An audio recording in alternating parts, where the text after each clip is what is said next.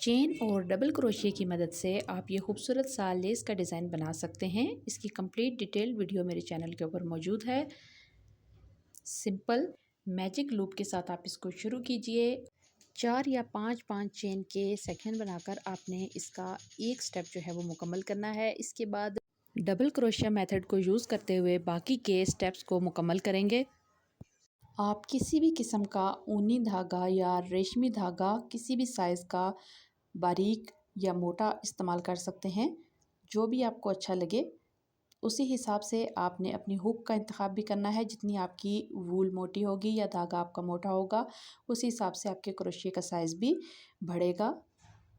तो इस तरह से आपने पहले राउंड में सिर्फ सिंपल चेन के साथ पहला राउंड मुकम्मल करना है। उसके बाद दूसरे राउंड में आपने डबल क्रोशिया की मदद से इसकी बाकी की डिज़ाइनिंग को मुकम्मल करना है।